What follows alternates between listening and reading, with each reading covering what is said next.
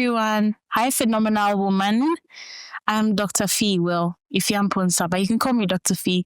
And welcome to the Phee Show, where it's phenomenal vibes only. Today, I have a special guest with me, Black Cherry. I'm sure you've seen this somewhere. But the first time I saw, I was like, Black Cherry, you're not the only black, quote unquote, person around me. Like, I'm also a black beauty. Why have you taken? It's like Mother-in-Chief, Lieutenant of Black Women Advocating. Thank you so much for accepting this call and welcome to the Phee Show. Thank you for inviting me. Like, I'm President General for all the... That's right.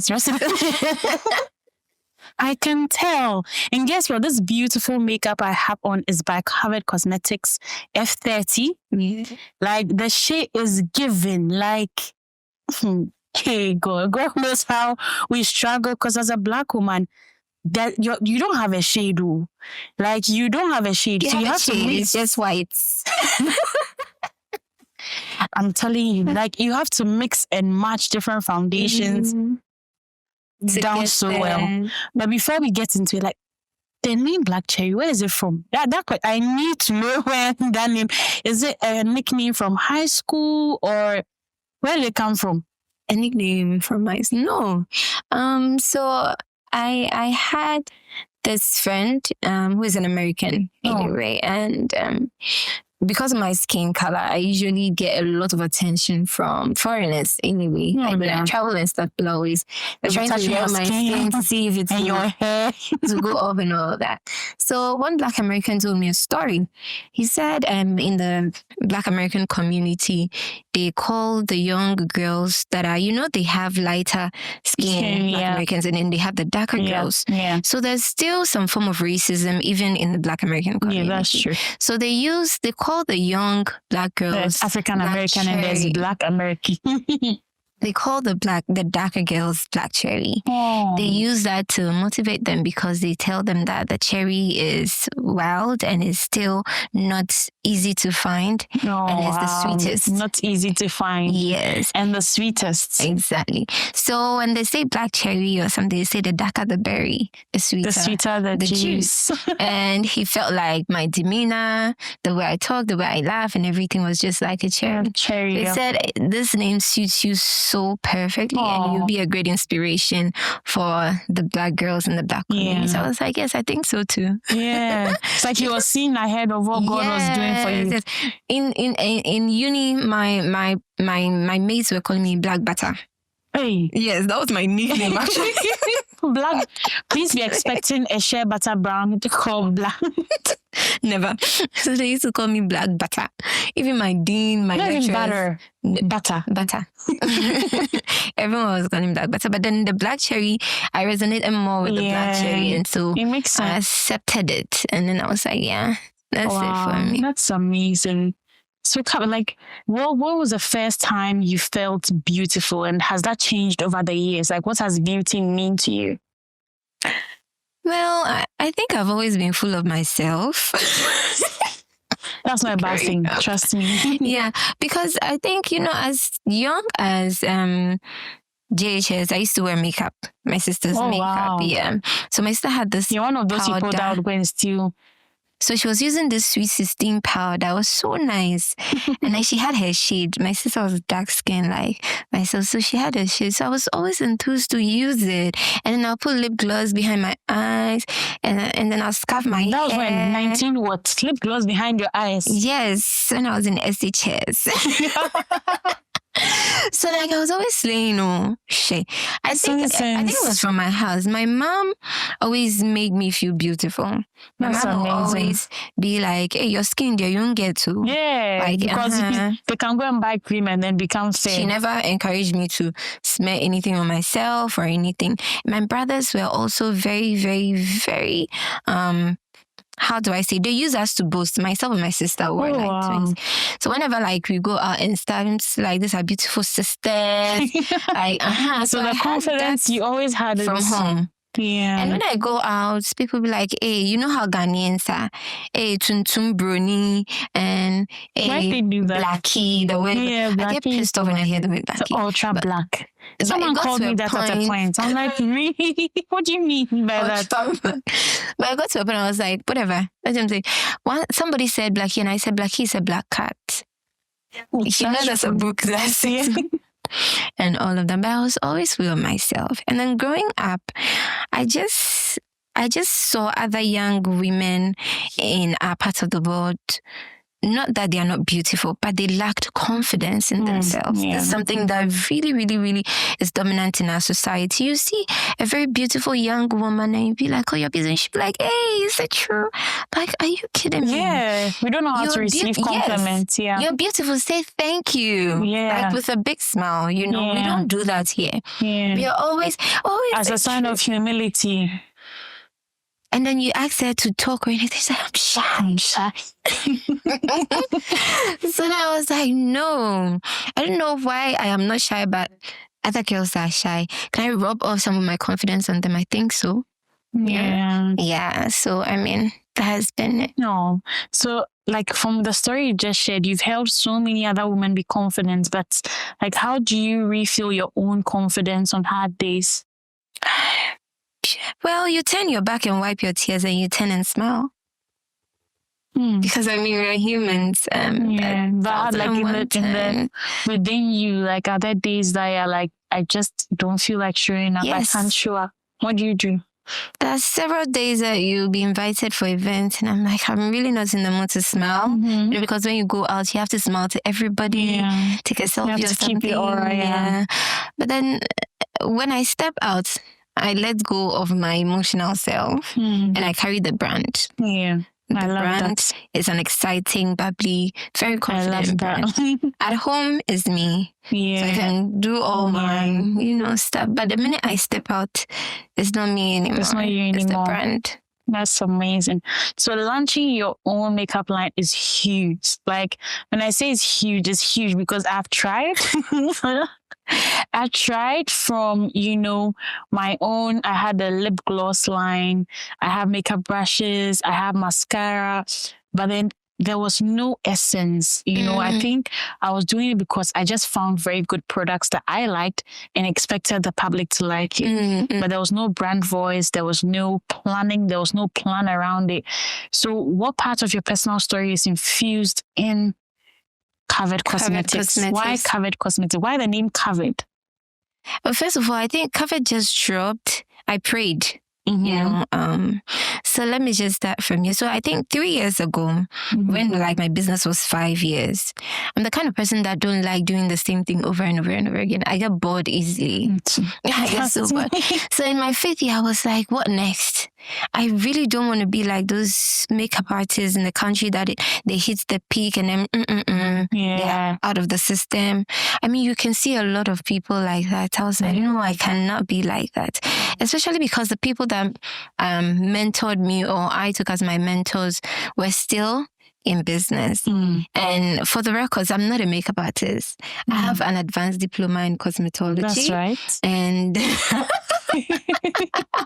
and then give us the credentials. I have a diploma in cosmetic science as well and advanced aesthetics. Then 2 years ago, I did medical aesthetics.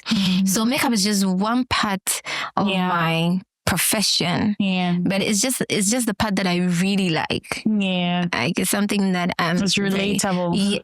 Passionate about. So there's passion and then there's profession. Makeup is my passion.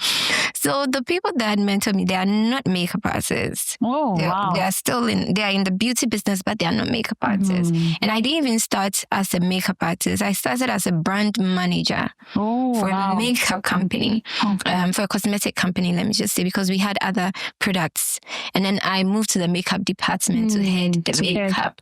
So from being in the office, again, like I was saying, I didn't like doing the same things over and over again. So I was like, I don't belong here. It's time to move. So I resigned. I resigned from my job, and then I decided to start Black Cherry. Oh. 5 years down the line, I was bored again. Like, it's time to evolve. Yes. What next? So I went back to school trying to do medical aesthetics. I found out that, okay, it wasn't really what you wanted. Yes. Wow. Because we're doing Botox, we're doing fillers, we're doing like the facial augmentation, body augmentation and stuff. But here I am as Black Cherry. I'm championing natural beauty. I'm championing so then it didn't feel natural to you. It didn't feel very natural for me. It didn't feel like my conscience wasn't allowing me to really project that as part of my business. You're the first person I'm telling. It's a secret. Thanks for sharing. So I studied. I did everything. I took my certificate and I put it aside.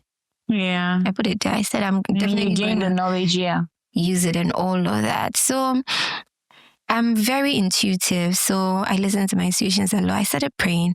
I told God, this is on the end for me. I'm not going back to the office. I'm not going back to corporate. I have to do something. Yeah. And a lot of people were encouraging me to do my makeup brand like way back. Way back, because after I left I resigned. I was doing consultancy for other makeup brands. So usually when brands are coming into the country, they reach out to me. Yeah, I know that part of your story. I'm like, wow. So I give them sales marketing strategies for them to enter the market, how they will market it, how they will, get people, all of that stuff. So people kept on saying like, I should start your own. I had brands that would reach out to me say I should take their brand, I should carry their brand. I'm like, no. I don't want to do it. I don't want to do it. I was always telling that. But this one kept hitting. I was so scared. Yes, like make a brand. I was like, no. I said no so many times. Yeah. Why now? The thing kept hitting. I said no. Oh, that is my eyes. It's like narrating my story to me. The thing kept hitting. I said no, I can't do it. It's too big. Yeah. I can't do it. Yeah. I've seen how other brands have come into the country and then they have to leave. Because I won't mention them, but there are bigger brands that have come to the country that we've had a roundtable discussion and they'll have to leave after 2 years, 3 years. Me, with what makes you different? Yeah. What makes me think that I can hold it down and all of that? But it kept dropping. Then I said, okay, then I'm not going to use Black Cherry. I don't want to use Black Cherry because as a business person and being in this space, I've realized that the name sells also. Yeah. When people hear Black, they automatically feel like it's just for dark skin people. Yeah. And so yes, but that's what Black Cherry stands for, the service. So I didn't want the makeup to be like that. I wanted to cater for everyone and everything. So I prayed about it. I was driving and then the name just dropped. Correct. I love the name. But really? Yeah, I do. It just came like that. I didn't even think twice or anything. When I heard the name, I was like, that's it. I called my guy and he registered it. That was it. You didn't even wait. Not a minute, not a second. I just covered. He said covered what? I said covered. That's all I heard. So just that's all. By the spirit, just register covered. That's all I heard. Has there ever been a moment where you wanted to give up? Yes. Well, what did you do about it? When I gave birth, I don't even want to. I was like, I'm done. I'm done with this. That was what? But I closed my shop twice. Wow. Yes. That's part of the story I don't know. Yeah. So my first shop was in Labadi. When I resigned and I was doing I started my own business and then I went to start. The second year, I had to give birth. I got married and I had to have my first baby and a whole lot happened and I closed it down. You just couldn't, the emotions and the taking care of the baby plus everything was too much for me. But then I had brands that will not choose any other person than me, like GTP, like Charterhouse. They'll still be calling me. I'm like, no, I've had the baby, I can't come. They'll be like, no, we can't wait. Because they'll be like, oh, you understand us, you do this. So now I have to carry my baby on set. Like you see a lot of billboards that I've done. You perfect. And this billboard, I did it with my daughter because she was at my back. Yeah. And we'll be doing it and all of that. So I think these brands did not allow me to give up. Yeah. They didn't, yes, in as much as I had closed the store. So it's like the relationships you built, the relationship kept you was going. there, yes. And they will always encourage me. They'll say, bring baby, we'll hold her. And everybody on set will be, and my photographer, he's so rest. Should we get you tissue? Should we get you I've done tissue? it over and over again, so Charlie. You remember Bob Pixel? Do you know Bob Pixel? No, I don't. Bob was like one of my strongest like pillars, mentors and everything. He was one really big photographer, and he would hold my hand and he said, no, we have to go, presidential gigs and all of that. And I still closed my shop anyway. But that was the period where I had my biggest gigs. Yeah. Like the president of Mauritius is coming to Ghana. Bob will put me on. Like Kufu has to do a shoot. When the president, even when there are meals and stuff, you still have to go and do makeup and stuff. I had to go. I had most of the female parliamentarians on my clients list and all of that. So it kept you going. It's like you can't give up. We are not letting you go. I just allowed it to, so it's the value that you had in those seasons that you were at your peak. You created enough value such that when in your lowest seasons, it's your value, and then the Lord definitely spoke for you. Definitely. Sometimes I think about it, I'm like, maybe it's just God. He doesn't want me to give up. Because there are other people that you could have called. Yeah. There's so many people in the industry. But that's interesting, because that brings me to my next question. So, what moment in your motherhood journey changed you forever? Changed the way you think, the way you carry yourself as a woman? I think when I realized that my daughter was just like me, she is trouble. No, should I use the word trouble? No, I should say she's very outspoken. She'll tell you her mind. Not so. And then I realized that that's how I am basically. So I had to be very patient because I wasn't. Now you have to learn the patience. Yes. I wasn't patient. You understand what your mom was going through? But according to my mom, I was a quiet baby. But when I grew up, I wasn't I'll tell you my mind right now. Yeah. I wasn't the kind of person that would see something and pass. Condone, yeah. Yeah. But now I see things and I pass. That's my. So it made me more patient. It made me more calm. Yeah. And it made me want to let things slide. Yeah. Because if you don't let things slide, you can't follow everything that's bothering you. When you're young, you follow everything. Yeah. But when you become a mother, you can't. You just can't. You just have to, choose your battles. Yeah. So how has being a mother shaped the kind of legacy you want to leave behind through your work and your life? Okay, so personally, I want my children to inherit multi-million businesses. I don't want them to inherit designer bags and shoes. Every time when I'm doing something, I'm like, no, my children are going to do this. So I don't know what courses I'm going to make them study. So I'll force them, but I'll convince them. Yeah. And I have a plan. So they'll follow. Yeah, that's amazing. Follow. So what I'm building, I know that I'm not building it just for myself. And I have 2 girls, so and they love it. The good thing is that they absolutely love it. I've seen the pictures. When they are going for birthday parties, how they would put... I'm like, are you sure you're young? Your mother is Black Cherry, so my first daughter models. So when she goes on sets... She models? Yeah, she does photo modeling for brands. When she goes on sets, you don't have to direct her. Wow. You don't have to direct. She loves it. So I'm like, yes. You're on course.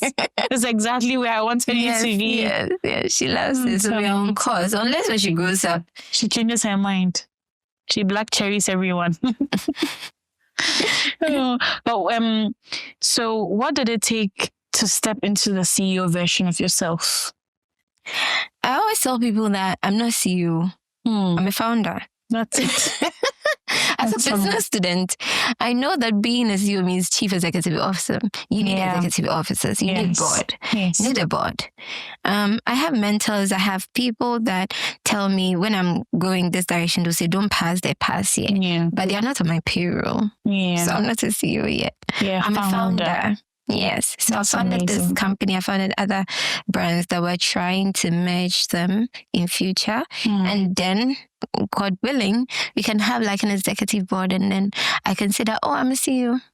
But for now, my education will not allow me to call myself CEO. But what fears did you have to confront in your journey being a founder? Failure, of course. Everybody is scared to fail. I'm telling you, the fear of failure, it would kick in before you even start. Like, what if I bring it and people don't like it? You know? That's always the first thing. There's something I always say that, I mean, the fear of failure is not because it's not for yourself. Personally, I feel like when you are doing something and it comes out, everybody sees that you failed. If it's just me, my inner circle, that's fine. But then starting a brand, starting, they're like, this person is quite inconsistent. Nobody sees when you fail low. But that's what it's just you. Yeah. Because let's just put it, if you bring out a product, you sell, and suddenly you're not selling anymore, people don't even, nobody's thinking about you. That's the truth. Nobody's thinking about it's you. It's between you and you that knows that, I failed.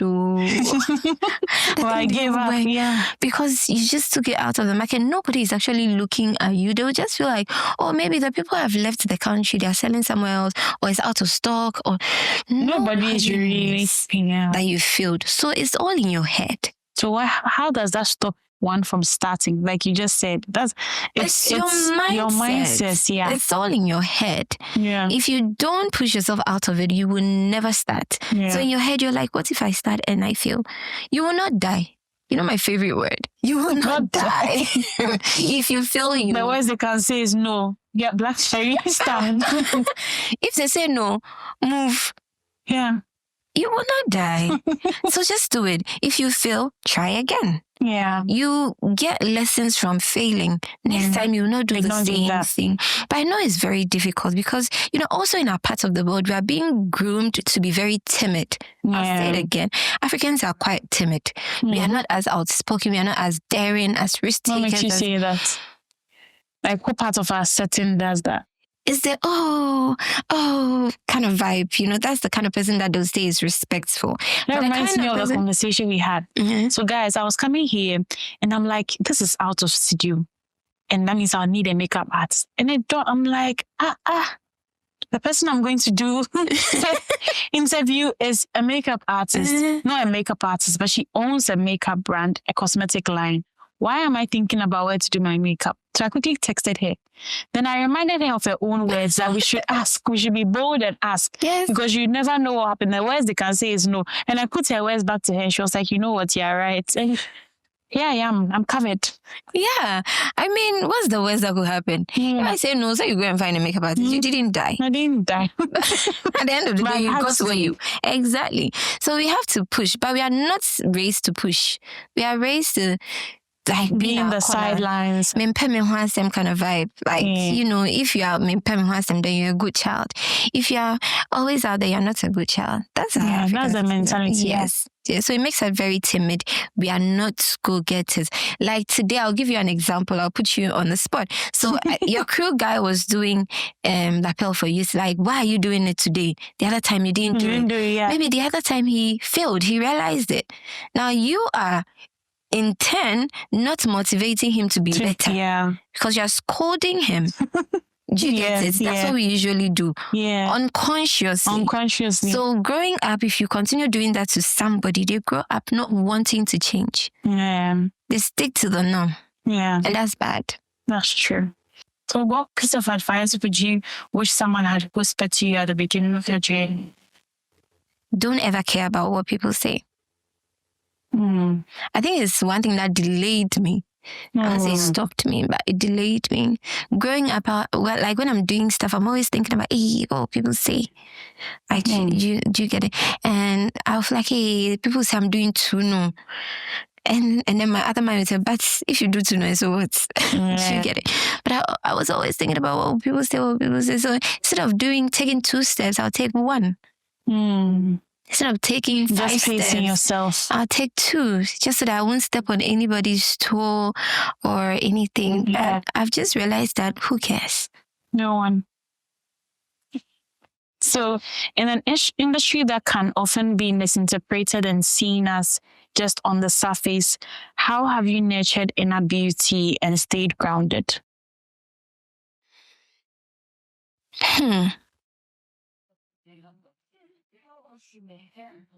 I think this thing, my pastor said it. He said he's surprised that I'm in the beauty industry and I haven't bleached. Why would you say that? Because it's full of slay queens. That's what they call our industry. But for me, it's more than that. And also I think it's because I came from the corporate side of it. It's not just about the surface, the beauty, the glamming up for me. I'm always thinking about the money. I'm always thinking about customers instead of image. I'm thinking about customer satisfaction instead of social media. I'm thinking about investment.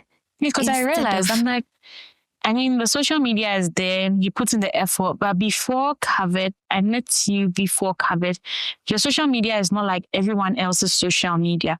Like you have the clients. Yeah. Like you are booked out. If you want makeup, you'd have makeup from Black Cherry's team, probably, but not hair.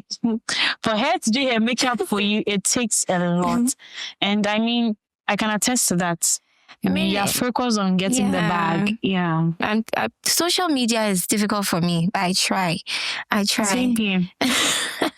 I try my very best to do so. Sometimes I forget and I'm like, hey, I have social media. That's because, like, I have work. I have work out in real life. I have work to do. And so social media is just, it's like a gallery. That's how, if you're running a proper business, the social media is like your gallery where people go to, view your stuff. But having to interact with you personally, coming to you, that's where the real business starts. So me, even in the beginning, the gigs I used to do, I wasn't allowed to post. Yeah, you mentioned before, if that started because it's high profile people, you can post. I can't post. Even when you go inside, they take your phone. You're going to post the president that he's doing makeup. You can't do that. So it just didn't really give me that social media vibe and everything I'll be posting online. Yeah. That makes sense. But do you believe that your industry, your journey was divinely timed? And how has God showed up for you in your career? 100% divine. 100%. I can't even say otherwise. 100% divine.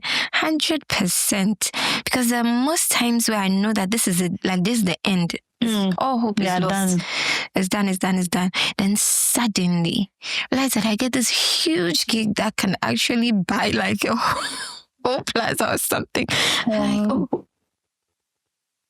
Here we go again. Yeah, it's not giving up yet. Now. Yeah, that's how it happens. So I know 100% is God is just telling me this is where you belong. Yeah, stay there. Well, managing and handling all these things, your personal life, your brand, what does self-care mean to you? Not the Instagram sort of, but deep down, like the soul reaching, what does self-care mean to you? I think I grew up to become selfish. That's how I learned to take care of myself, because you can easily get burnt out when you're doing these things. So you have to become selfish.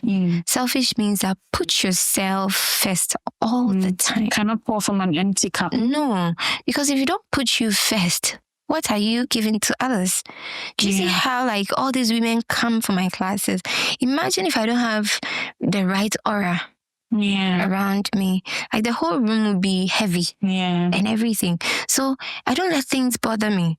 I don't let things offend me. I let things go so quickly. I become so selfish with my emotions. You can't touch my emotions if I'm not giving you the permission to. You can't piss me off. You can't. If I want to be happy, I just stay happy. If I want to rest, I will rest. If I don't want to pick calls, I don't pick calls. If I don't want to talk to you, I don't talk to you. That's it. Boundaries. Yes. All right. So what's one thing you're currently healing from? Hey.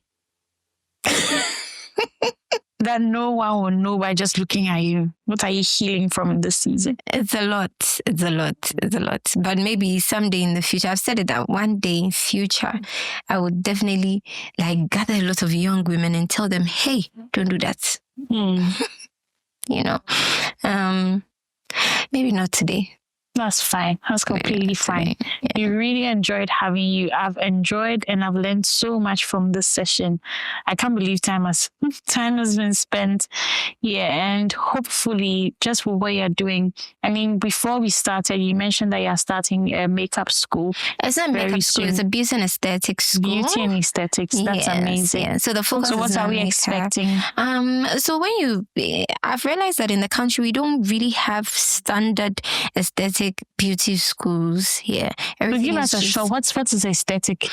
So it's more about dermatology, facial augmentation, body augmentation, you know, just beautify yourself permanently, semi-permanent, all of that procedures. And then there's cosmetology, there's beauty therapy. But I've always been wondering, you know, it's really not regulated in this side of the world. It's because there's no proper education. So how are you willing to penetrate and break that barrier? I'm educated in it. I'm on the board for CODVET.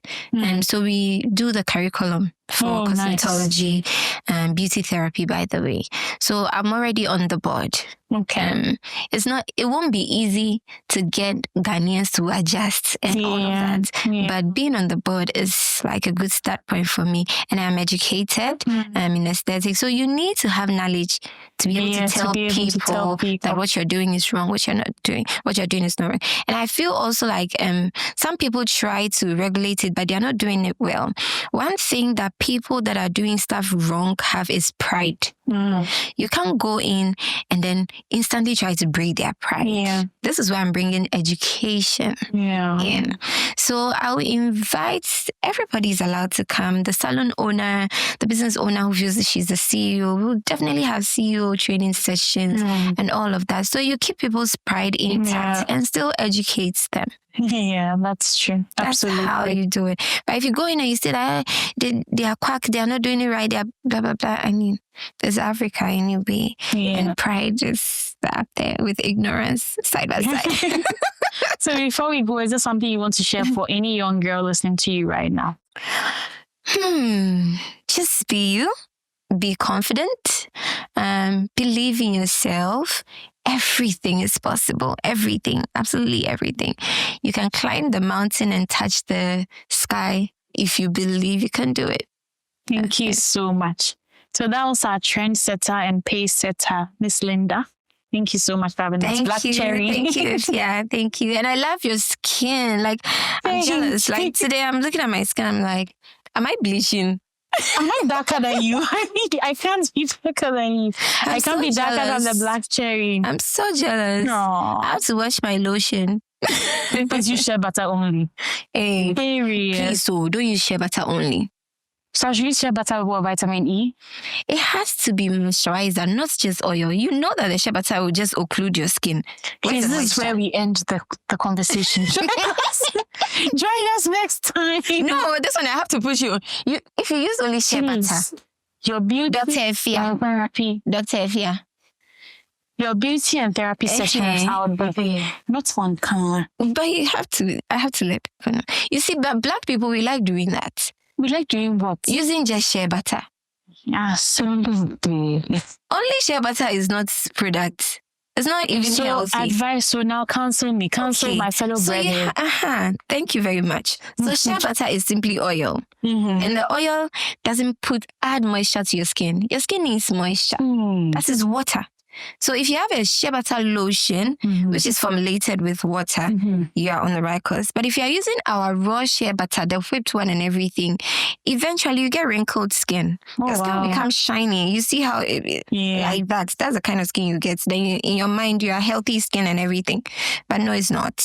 Wow. I'm sorry. So recommendation, she has a shea butter brand. Yes. Say Natural. Say Natural. It's not a shea butter brand. It's a skincare brand. So we use 100% natural ingredients, not organic.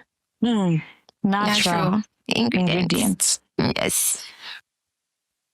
All right. Thank you so much for joining us. Bye. Guess what? We have a surprise for Miss Linda. Can I please have my box? Okay. On behalf of the Phee Show you have this little gift. Your time and your effort is valuable. We can't replace for you. We cannot even pay you enough for everything you've done for us. And I'll get the Phee. The Phee means phenomenal. Yes, well, it's actually my name. So Afia, Phee, and then it turned out to be phenomenal. And I'm like, yeah, that's nice. fine. Thank you so much. That's You're so welcome. cute. You can unbox one set. Everybody wants to know what's inside. Okay. I don't like people in my business. Hey, we are very, very sorry. Oh, that's so cute. These are your stuff. Yeah, my products. We'll have to And I talk loved about it. No problem. We'll have to talk about it. We definitely have to get you back on the market. We have to. Maybe you bring me. Oh, this is so nice. This is so nice. Can you guys see it? I mean, when I see makeup, I get so excited. I knew you'd love it. And this is what? Like a tote bag? Yeah. I need one, Papa. Yeah. And a diary? Oh, That's my book, my third book, my latest book. Yeah. Unspoken Rules to a Transformed Life. Wow. Yeah. Hopefully you enjoy. Your daughters can also read it. Hey, please And enjoy. When they read every line, they'll come and explain the English. Hey. And a this is little love nice. notes to you. Oh, there's a love note. I like these Yeah, stuff. unfiltered, just like you. Ish. Unapologetic. Why not And filtered? phenomenal. If you're unfiltered, please, I beg. Unfiltered. We'll leave it for everyone to guess. Should I read it? No. It's your love letter. Yes, it will be my business. This is so nice. So yes, we got the we wanted. I'm just being nice, you know, but I got All right, can we close now? Are you ready? You are the one closing us. So okay. So, like, how should I close you people? Please, we are done. How do I close? How do I close? Wait. It's a wrap. Let's do it well. I'm a TV person. Let's do it. I'm sorry, ma. Okay, let's do it. Okay, guys. So, see, this is me being a nice person. Thank you so much, the Phee Show. And thank you, Dr. Afia, You're welcome. for all this beautiful gift. So we'll call today's episode what? Thank you so much. This is nice. Welcome.